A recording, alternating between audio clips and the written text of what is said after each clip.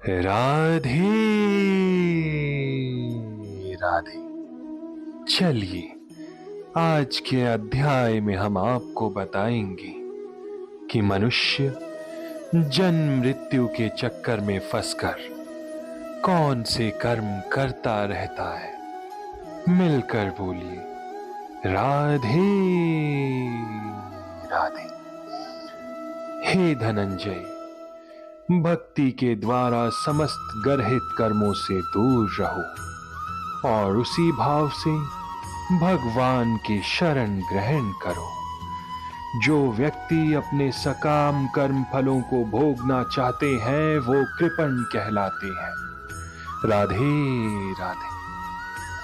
अब आप सभी के मन में एक प्रश्न उत्पन्न हो रहा होगा कि कृपण, ये कृपण शब्द का अर्थ क्या है।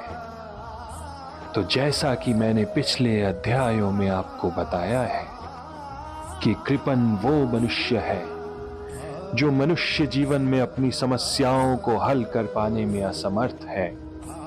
वो ऐसे ही कुकर शुकर में अनेक कर्म करता रहता है, परंतु कभी आत्म साक्षात्कार की ओर नहीं बढ़ता।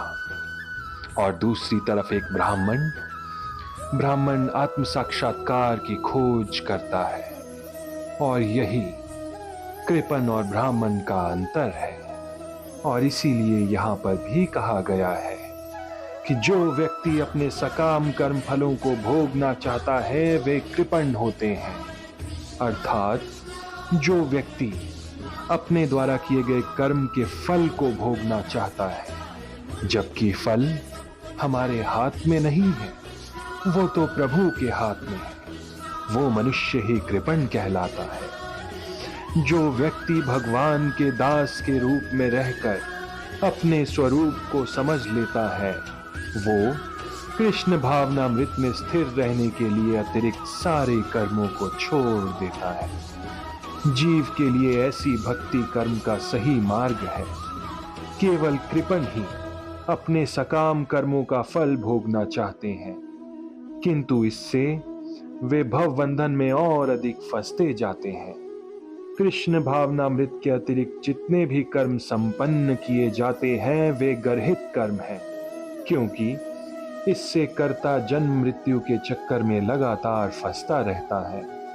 अतः कभी इसकी आकांक्षा नहीं करनी चाहिए कि मैं अपने कर्म का कारण बनूं। कृष्ण भावनामृत में हर कार्य कृष्ण की तुष्टि के लिए किया जाना चाहिए। कृपणों को ये ज्ञात नहीं है कि दैववश या कठोर श्रम से अर्जित संपत्ति का किस तरह सदुपयोग करें।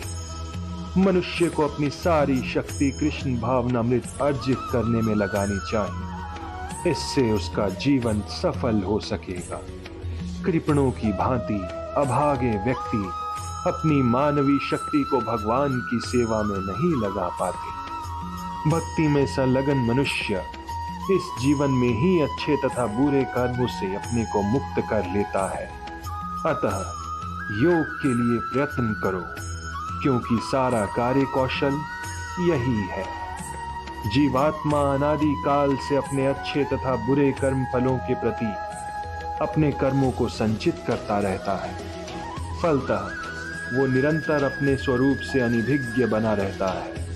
इस अज्ञान को भगवद गीता के उपदेश से दूर किया जा सकता है। राधे राधे। यदि हमें पूर्ण रूप में भगवान कृष्ण की शरण में जाने तथा जन जन्मांतर कर्म फल की श्रृंखला का शिकार बनने से मुक्त होने का उपदेश चाहिए, तो वो हमें भगवद गीता के द्वारा ही मिलेगा। अतः अर्जुन को कृष्ण भावनामृत में कार्य करने के लिए कहा गया, क्योंकि कर्म फल के शुद्ध होने की यही प्रक्रिया है।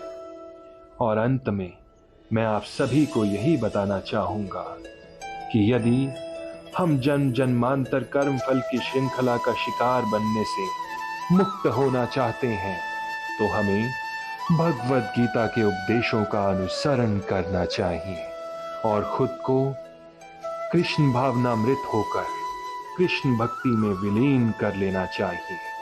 मिलकर बोलिए राधे राधे राधे